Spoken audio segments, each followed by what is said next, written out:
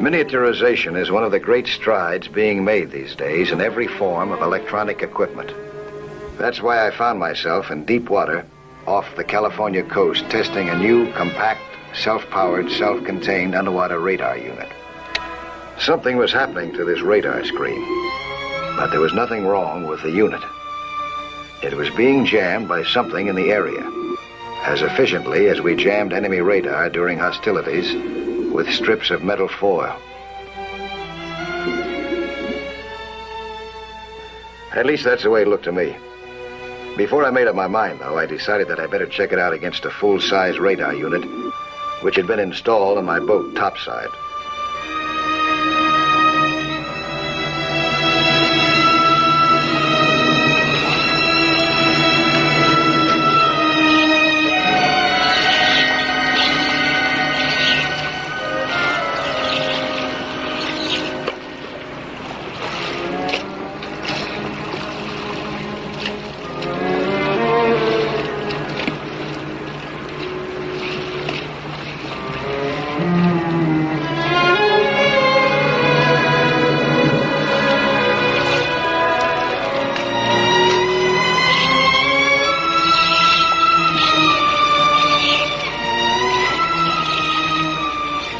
Same funny reaction up here.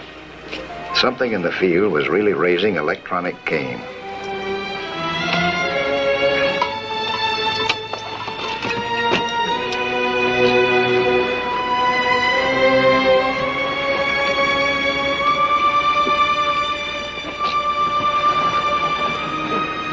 I wondered if the big coastal scanning units were getting the same crazy pattern on their screens.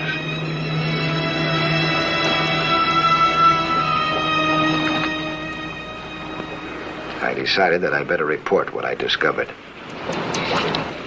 Coast Guard radio, WM2050, over. Coast Guard radio, WM2050, over.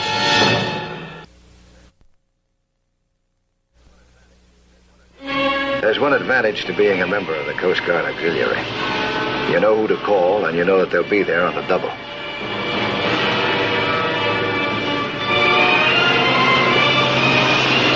As the cutter swept in, I recognized an old buddy of mine, Lieutenant Bob Camp.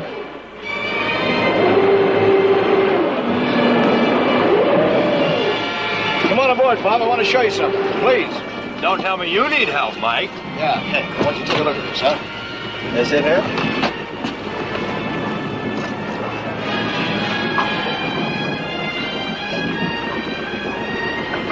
Looks all right to me, Mike.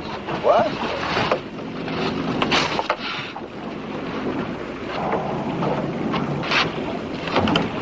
It's all right now. A few minutes ago, that screen was a mess of scrambled eggs. You couldn't have identified anything. Mike, aren't you over-dramatizing this just a little? We're not at war. Isn't that why we have things like coastal warning setups? So that if anybody gets a bright idea to jump us, we won't be asleep? Well, yes, that's very true, but there are also navigation aids. Come on, Mike. Well, I'm not kidding. This could be something important. Michael, if something did happen to cause this, what did you call it? Blind spot, that's what it was. As far as the radar eye was concerned, it was blind. All right, blind spot. Now, if this happened, don't you think the coastal scanning units would have picked it up? Don't you think they know what they're doing? Sure, that's why I called you. I want to check, find out if the same thing was happening to them. That's why I anchored here. Mark our position. Look, I've been checking this underwater radar up and down the coast through all kinds of weather. I never had a reaction like that before. All right. I'll make a report of it, but don't worry too much about it, all right? Well, I don't see why I should. You're certainly not. Well, so don't. I'll make a report to Commander Adams. But in the meantime, just forget about it. All right? Bob Camp had really given me a brush-off, no doubt about it. And what he'd also done was convince me that something big was cooking on this radar deal. especially when he'd mentioned Barney Adams as his name. Lieutenant Commander Adams was the intelligence officer for the sector. I decided that I'd go see Barney myself. I waited outside while the yeoman on duty announced me.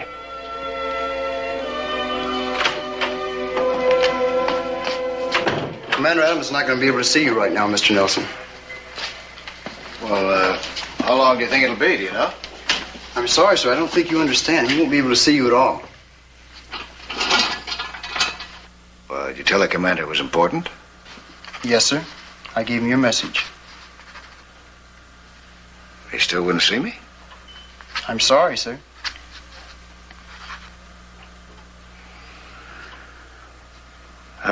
You know Lieutenant Camp? Bob Camp? Yes, sir. Is he in there? Is Lieutenant Camp in there? You'll have to excuse me, Mr. Nelson. I have an awful lot of work to do. My first impulse was to be angry.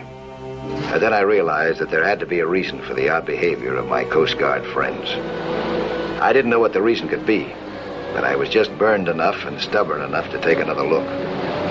So I headed back to sea, to the same area where my radar set had gone wild.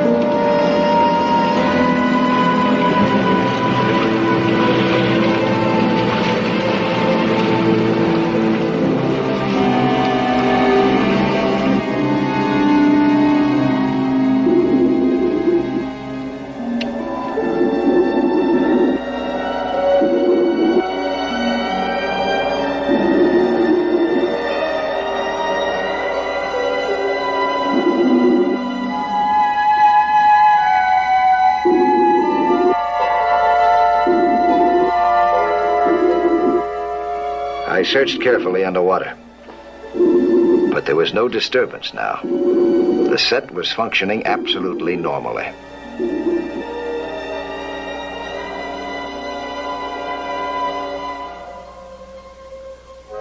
I couldn't help feeling a little frustrated, knowing that I had bumped into something important and not being sure what it was. But the blind spot was gone, and without more information, it looked like all I could do was forget the incident.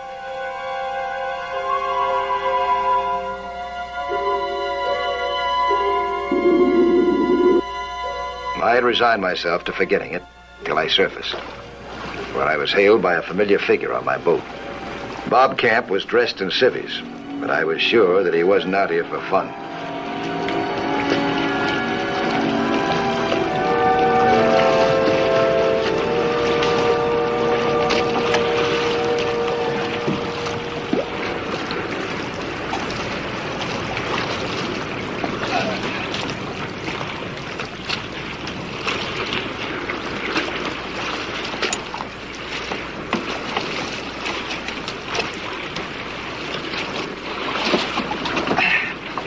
Been looking for your blind spots again? Uh-huh. You've done it quite a while. Any luck? No. I understand you gave our yeoman a pretty hard time. He's a good man. He told me the commander wouldn't see me, and he made sure that he didn't. He wouldn't even tell me if you were in there with him. Well, I was, you know. Yes, I know. That was quite an act he put on. You, too. Well, I'm sorry, but it was necessary. That's what I finally figured out. Well, you want me to file a report now? No. As of now, you're working for Commander Adams. Oh, I am, huh? So let's get this thing started and head for the Coast Guard dock. Okay. I headed in with Camp. On the way, he let me in on a couple of facts. The blind spot that I'd encountered was no accident. It was a man-made phenomenon. And if the nature of the jammer was not discovered immediately, there would be a hole in our coastal defenses any time that an enemy chose to use it. But the big facts came from Camp's boss, who had stalled me off before, Barney Adams. Just what does it accomplish, jamming a small radar section like this? I'll tell you what it accomplishes. It creates devastating navigational problems. It opens this country up like a big ripe plum. Why? We've got other warning devices. We do, but we're testing and improving our systems constantly. We try every trick we can think of. One of our tricks was to fly a jet plane at treetop level, undetected by radar. Now, this is the curvature of the Earth. Here's your radar beam. Now, this is the flight of the jet. Uh-huh. So anything below this radar beam is undetected, huh? That's right. Man-made obstructions make it even worse. You see, inland radar doesn't come all the way down to the ground. You understand that? Yeah, sure. But what I don't understand is what all this has to do with that blind spot that I ran into. It has everything to do with it. Coastal radar can come all the way down to the water level. Huh? A plane that got by the coastal sweep might stay at a low altitude and never be detected inland. Coastal radar is plenty crucial. Well, there's more to it than that. The coastal radar warning system is sectionalized. The jamming attempts on record have all taken place in our area. And 2 previous blind spots have been reported. Yours was the 3rd. Oh, so that's why you were so mysterious about this, huh? I tried to be. This 3rd one has given the Coastal Defense Command some idea of pattern. What we have to do now is to get enough information to set a possible date, time, and place of the next attempt. Now, I'm in touch with Naval Intelligence, the Air Force Early Warning Squadron, and the Central Intelligence Agency. Now, the first recorded jamming was circular, between 2 of our sections. That's right over here, huh? That's right. The second was better placed, but a miss covering the depth of the section. Right in here. Yeah. In this last one, they evidently modified their equipment because their signal extended from the radar limit seaward almost to the coast. So you figure the next one could do it, huh? That's right. And then they fold their tents and steal away with enough information to penetrate our warning system anytime they choose. I've been over this thing from every angle. It's all here in the chart, but I just can't find a pattern. So what do you want me to do? Record these positions and see if you can find some sort of relationship that will let us predict the next attempt. Oh, wait a minute. If you can't figure it out and all the boys in Washington can't figure it out, how do you expect me to figure it out? I don't, but try. What I want you to do, and for this you're qualified, is to investigate some underwater locations for me. Well, now you're in my territory. What do I look for? That's a good question. First, there has to be some apparatus. Second, it has to be underwater, because we've got this coastline covered on the surface like a dense fog. Find me some jamming machinery.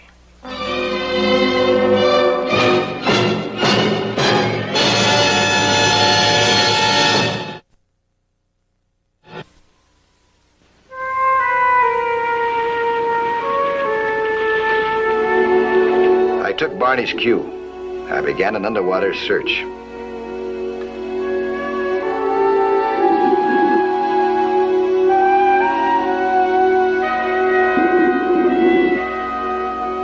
The places that he had suggested were all rough, rocky areas.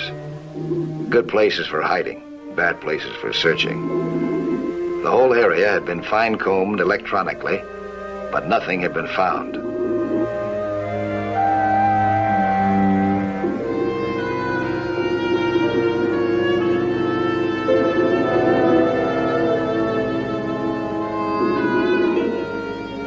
It's an awfully big ocean, full of caves, rock formations, and forests of seaweed. I began feeling that this business was a waste of time.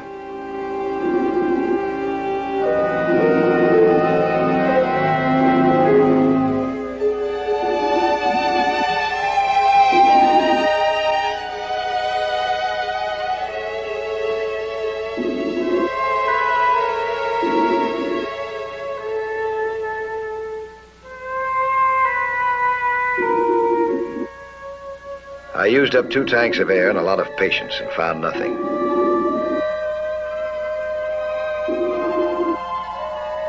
that Barney was doing better from his angle. As it turned out, I didn't have to wait long for that answer. Barney was aboard the boat when I surfaced. What are you doing here? Oh, I had to come. I got something important to tell you. Well, about this radar thing? That's right. We got some information that whoever is jamming the radar is definitely based in this section. The coast is covered with men from the Army, the Air Force, and the Navy. Yeah? It's that important, huh? That's right. They figure this next attempt will give them all the information they need. We've got to stop that, Mike. Got an idea how? But we've got to make some sense from this jamming pattern. Every time I think I have a logical pattern mapped out, it vanishes. We've got to have more information, and that's where you come in. Well, I'll be glad to help in any way I can. You know that. Well, you know a lot of people up and down this coast. I want you to talk to them. Fishermen, salvage operators, hack skippers, anybody that might have a radar set. Oh, I see. You want me to find out if anybody's run into this sort of thing and not reported it, huh? That's right. And Mike, if we miss, we may be in for a lot of trouble. And we better not miss.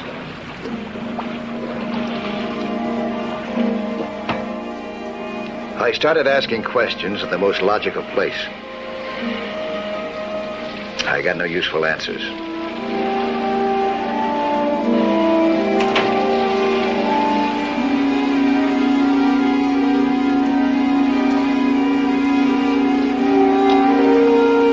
I went direct to fishermen. Modern fishermen carry radar equipment, but they might not pay attention to an infrequent display of electronic scrambled eggs on their screens. I asked a lot of questions, and when one man couldn't tell me anything, I asked him about his friends. From all of them, I got a great big negative no. Finally, I got a break. A fisherman named Tony Luciata had encountered a blind spot that no one else had recorded. Tony was voluble and eager to tell me all about it. So eager that at first I couldn't quite believe him. Be sure about that date now, Tony. It's very important. Sure, I'm sure. Oh, let me tell you, on that day I ran into the biggest school of albacore you ever saw. I know it's the right date. Oh, that's great. Now, can you give me the approximate time and location? Crocs, I give you exact time, latitude, longitude. That was a big school of albacore. I want to make sure that I go back to the same place. And I don't want to make no mistake, so I put it all in the log. You want to see? Yeah, I sure would. All right, come and show you. Tony's information was the missing piece. Without it, the pattern made no logical sense. And with it, it was possible to predict the time and the place of the next attempt at jamming. I worked it all out. Then I rechecked the figures. Based on the jamming that Barney Adams had recorded, plus the one Tony had now supplied, it came out like this. The next attempt would be made today, sometime while the tide was at full flood. My tide tables put it closer. Flood tide would last from 2:18 to 2:50. That gave me 20 minutes to find a human needle in a saltwater haystack.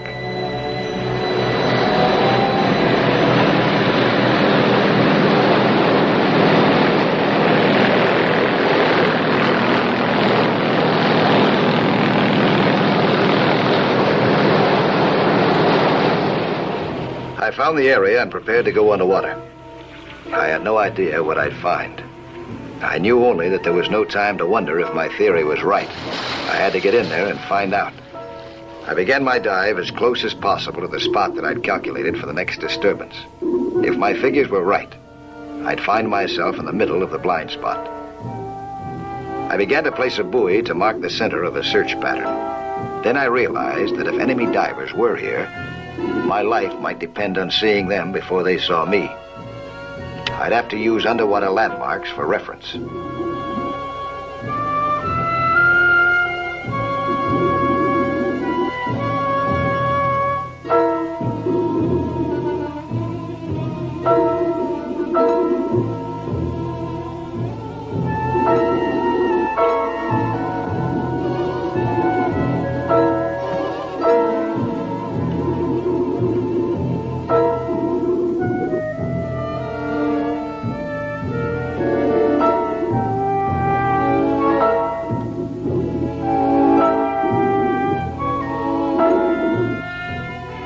tide was now at full flood, but nothing was happening.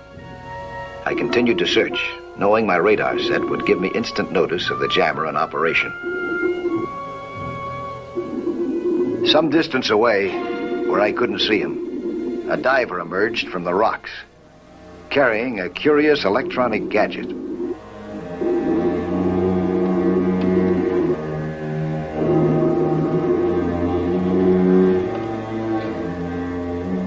It was the jammer, all right, and the diver.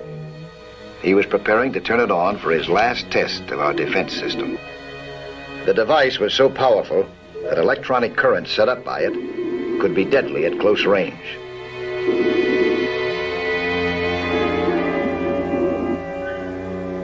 It was operated by a remote control. As the jammer warmed up, the electrical field induced around it caused electrolysis of the water.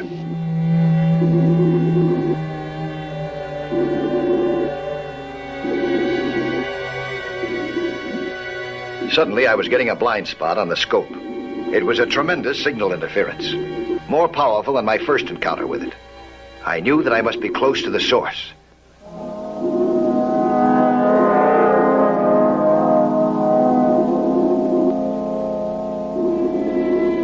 By turning the scope, I found the strongest disturbance when I faced north. I headed straight in that direction.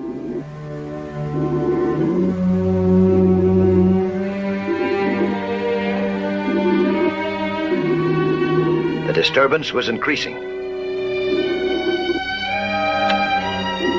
I knew I had it now. In my hurry, I hadn't been cautious enough. I was spotted first.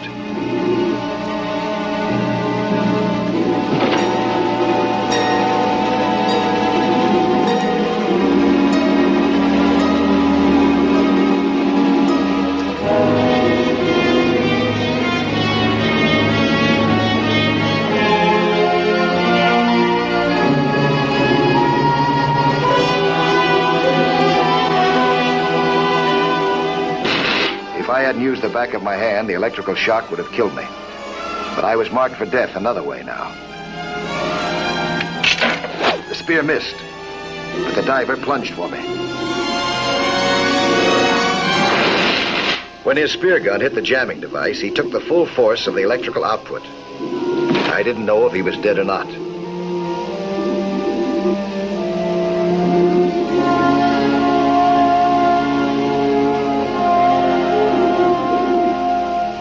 I moved up with him as fast as I could. When we surfaced, my prisoner was still alive, but I didn't know for how long. Then I saw that beautiful Coast Guard cutter coming in. The jammer had been on long enough this time for them to get a fix, and a good thing it was, for me.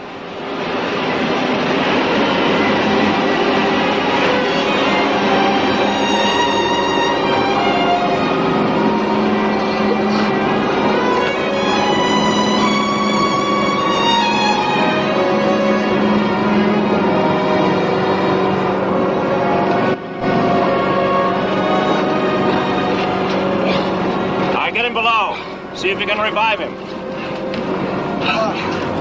He had a good jolt from that jammer down there. It's no fun. I had a taste of it myself. We have to bring him out of it. He has some questions to answer. You did a fine job, Mike. All I did was apply your theory. Once I had the additional information from that fisherman, it was a cinch. It's never a cinch when you're 50 feet down with a man who's trying to kill you. I hate to break this up, but this radar screen looks like a plate of hamburger. And that thing is still jamming up the signal. Mike. How'd you 8 people to go off and leave things running?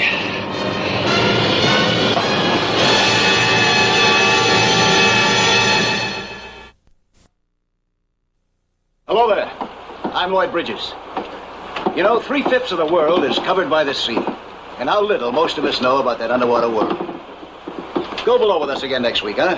For another thrilling adventure in Sea Hunt.